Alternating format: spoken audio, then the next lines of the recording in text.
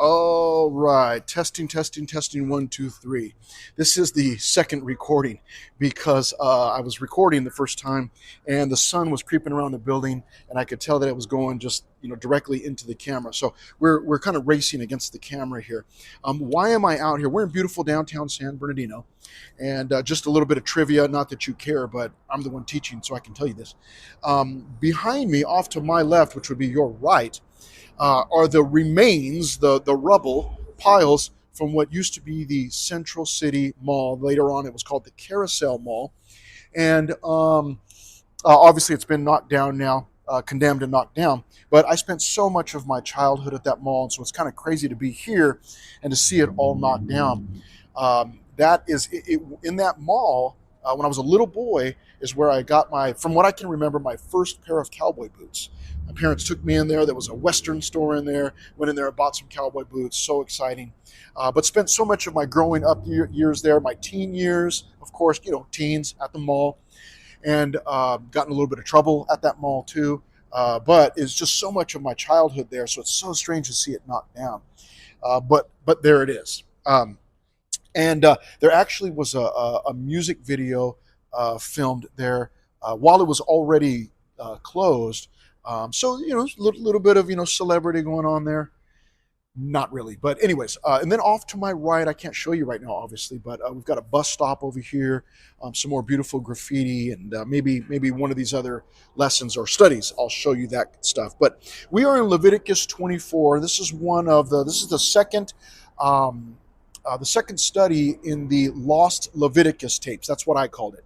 If you saw our previously recorded study on Leviticus, the Lost Leviticus studies, because we had recorded these back in 2021 when we were originally going through Leviticus, and then they got lost. I think I lost them. I can't blame Matt. I think it was me that recorded them during that time, and I think I lost them. So now that Matt is loading all of these old studies onto the podcasts, he's come up to Leviticus, to these chapters, and he asked if I could re-record them. So here we are. We're going to be in Leviticus 24 today.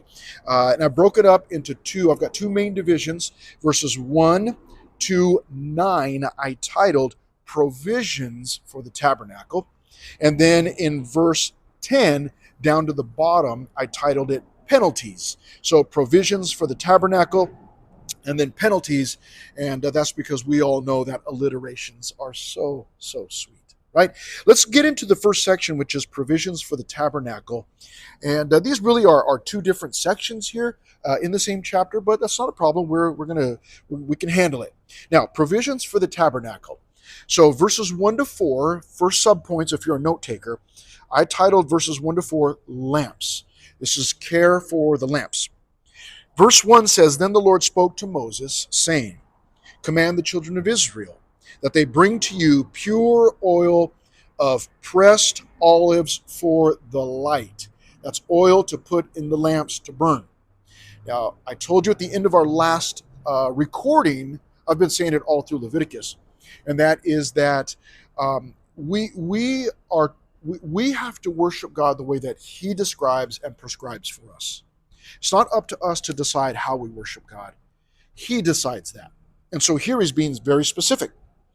He's being very specific because the children of Israel, they need the guidelines, the rules, the regulations, the law. Now, keep in mind, I've said it again. This is something else I've said lots of times through Leviticus. Exodus is the story of God taking His people out of Egypt. Leviticus is the start of the story and the process of God removing Egypt from His people. So He takes them out of Egypt, but they were there for so long that Egypt is ingrained in them. And He needs for them to be new people, a new creation. So that's why we're getting all of these specifics. Okay? But it's got to be olive oil here. And then in verse 3, it says, Outside the veil of the testimony, in the tabernacle of meeting, Aaron shall be in charge of it from evening until morning before the Lord continually. It shall be a statute forever in your generations. Now, I don't know if you can hear that bus. Of course, it had to pull up right now and make lots of noise. This mic might be good enough and it's drowning it out. I don't know. But here's what's going on. the tabernacle was really, the inside of it was divided up into two areas. You had the first inside area where there was lots of these different items where the furniture was there. And then there was a veil or a curtain, and behind that was was called the Holy of Holies. And that was where the Ark of the Covenant was at. If you've ever seen Indiana Jones, I've brought that up before. The Ark of the Covenant was back there, the Ark of the Testimony it was called. So what God is talking about is the lampstand that was outside of that veil, not in the Holy of Holies, but in that first main area. Okay? And so Aaron, being the chief priest or the high priest, is responsible for that lamp, making sure that it's burning continually, all of the time. There had to be light in there, right? Some great, I was going to say visions here, but great illustrations of things like, the light of God, constantly burning. God's light never goes out, So really neat similarities there. And then it says in verse 4, he shall be in charge of the lamps on the pure gold lampstand before the Lord continually. So there had to be a certain kind of oil given. The oil had to, or the lamps had to continuously burn 24/7, 365 days a year, always had to be burning. Now, the next section in the provisions for the tabernacle, we move from the lamps and the oil to the bread. There was special bread that had to go in there. Let's look at that in verses 5 to 9, the bread. And you shall take fine flour and bake 12 cakes with it. 2/10 of an ephah, that was a measurement, shall be in each cake. Okay, very specific. You shall set them in 2 rows, 6 in a row, on the pure gold table before the Lord. So there was also a pure gold table, and there had to be these 2 rows of 6 loaves of bread. That meant 12 loaves altogether, representing the 12 tribes of Israel, always there in the presence of the Lord, always there before God. Now, it goes on to say in verse 7, and you shall put pure frankincense. Frankincense is an incense that would be burned. It says here, you shall put pure frankincense on each row, that it may be on the bread for a memorial, an offering made by fire to the Lord. So they were actually to take this incense, this powder, and sprinkle it on the 2 rows, on the bread. It's pretty interesting.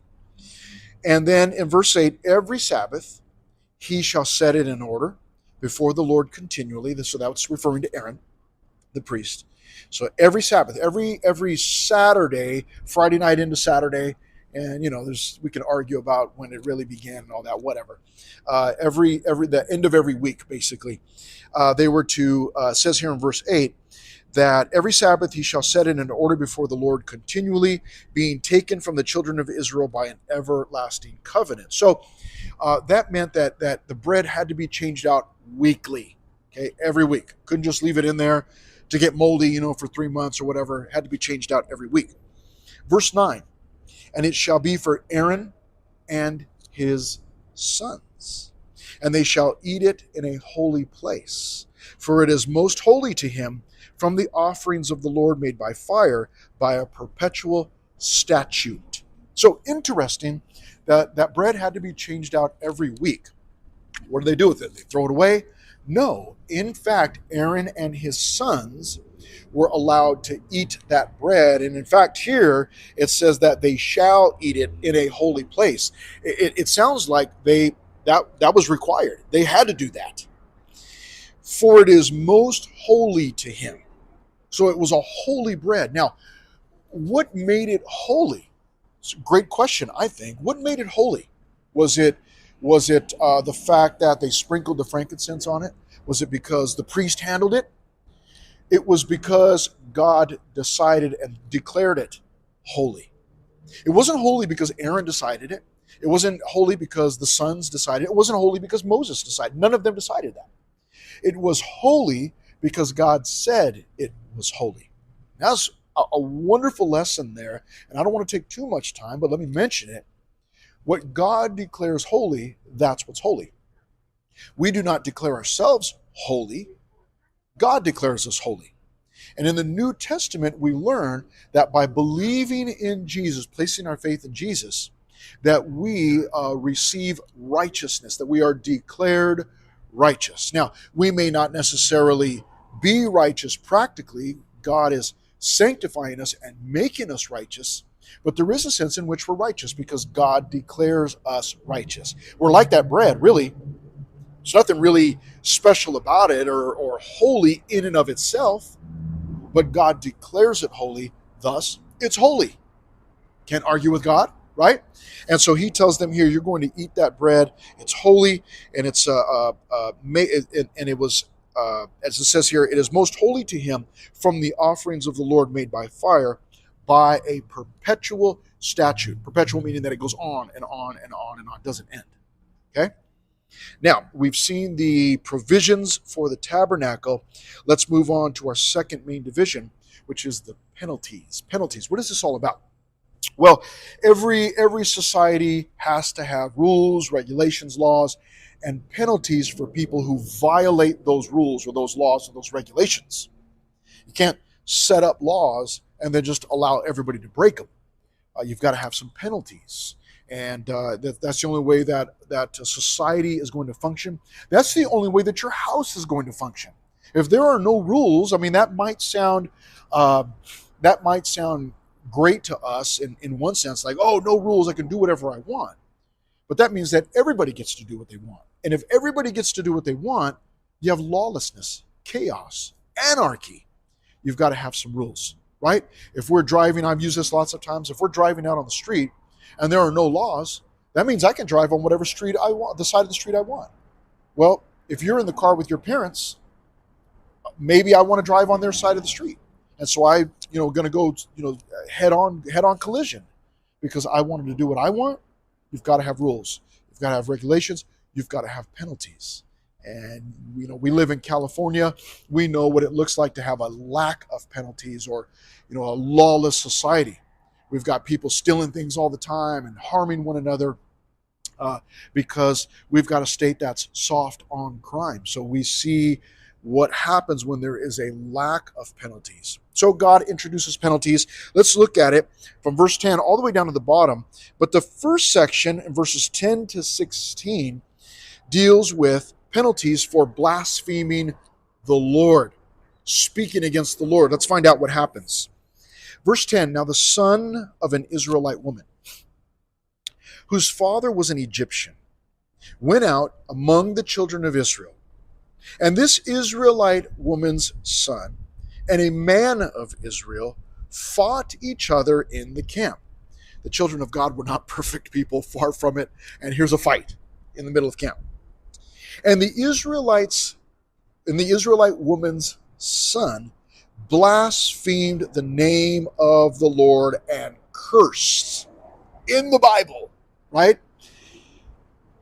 I can imagine that he must have, it doesn't tell us specifically why, but he must have just been so angry that in the process he cursed God. I only think that because there have been times in my life in the past where I got angry before I was saved. I get angry. Well, I've gotten angry since I was saved. That's not what I'm saying. But before being saved and being angry, there were times when I would curse God's name, when I would take his name in vain or curse him, blaspheme him this way, just because I was angry. And I could have been angry at my dog or my car because it broke down, or my boss. Could have been any dumb reason. They were not good reasons, but I would get angry. And so I'm assuming that he got in a fight with this guy and decided that he was going to curse God because of it, because he was angry. So what happens here? It says in verse 11, the Israelite woman's son blasphemed the name of the Lord and cursed. And so they brought him to Moses. His mother's name was Shelomith, the daughter of Dibri of the tribe of Dan. Some of you know that's my favorite name for the tribes, Dan. Then they put him in custody, that the mind of the Lord might be shown to them. So they said, hey, we're going to wait. Let's put him in custody. Let's lock him up. And let's wait and let's seek the Lord and find out what God wants us to do. I can see that my camera's kind of moving around there. It's a little bit breezy here. So in verse 13, and the Lord spoke to Moses, saying, take outside the camp him who has cursed.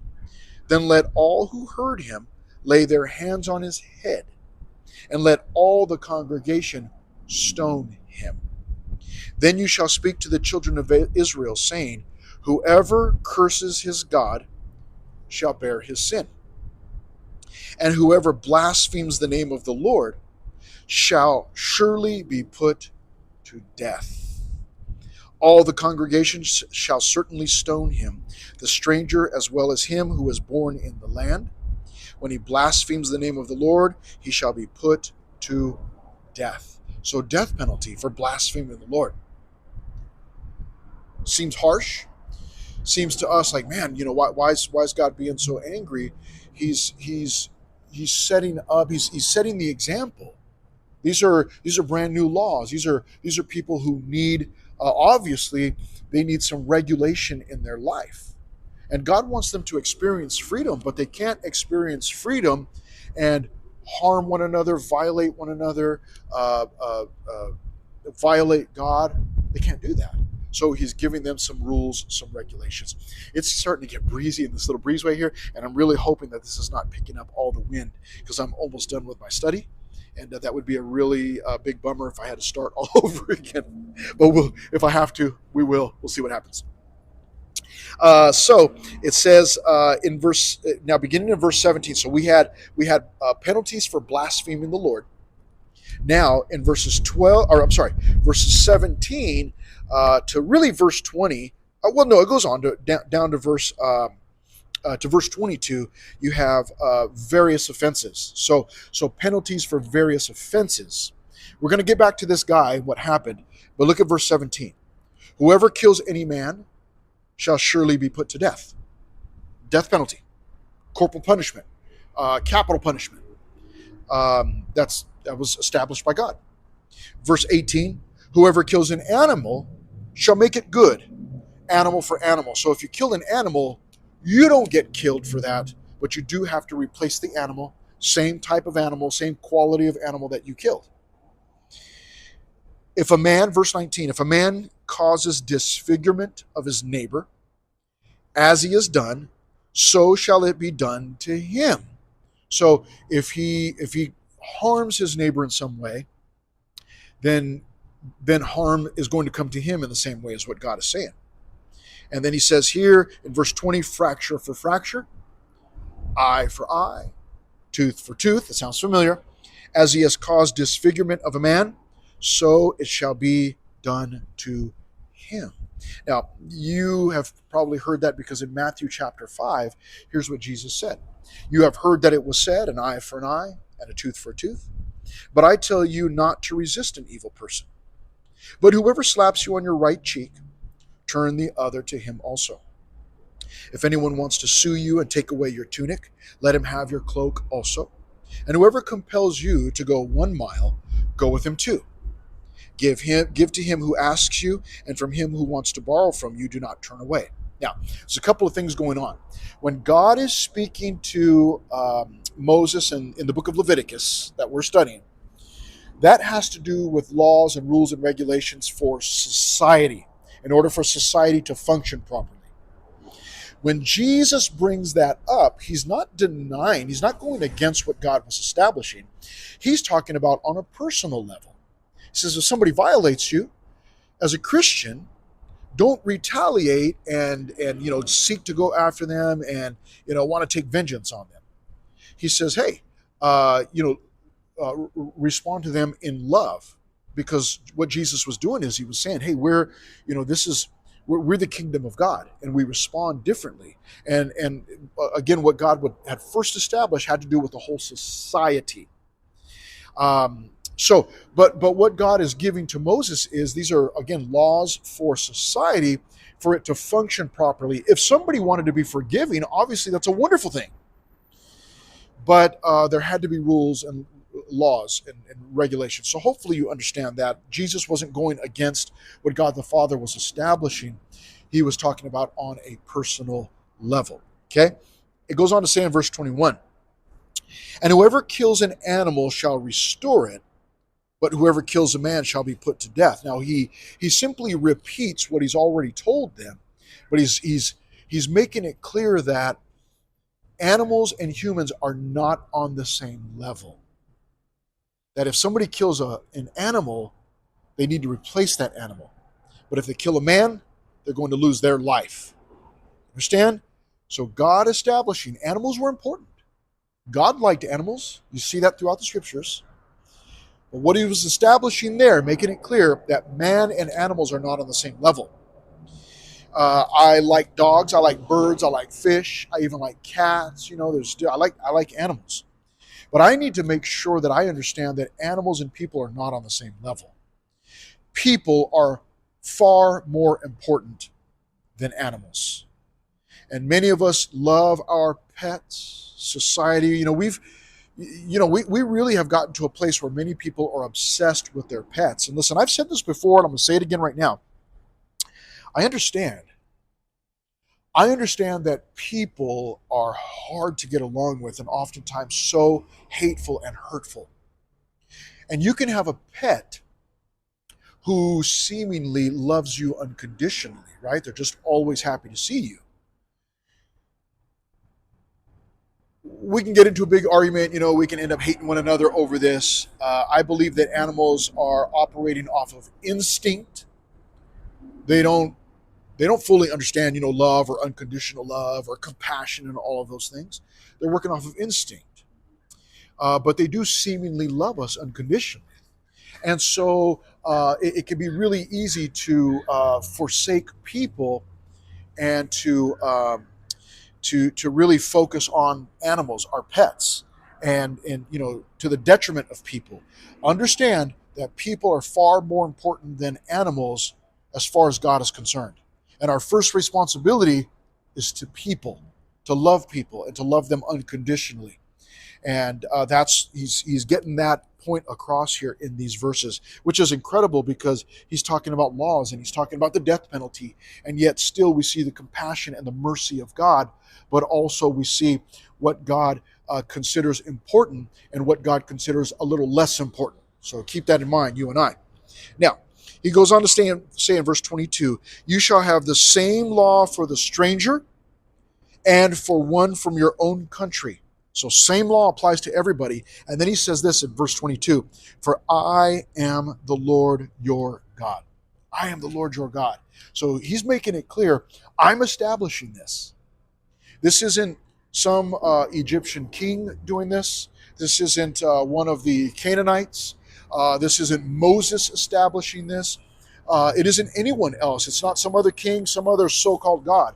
He puts his stamp of approval on it, for I am the Lord your God. You are my people. I'm your God. We belong to one another. This is my rule. Follow it, is what he's saying. Okay? Isn't that wonderful to know that we belong to God and that he's got a specific way of us operating and doing things?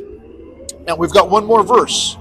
It's a hard one, but it's reality. It's we get back to the guy that blasphemed God. Look what happens in verse 23. Then Moses spoke to the children of Israel, and they took outside the camp him who had curse, and stoned him with stones. So the children of Israel did as the Lord commanded Moses.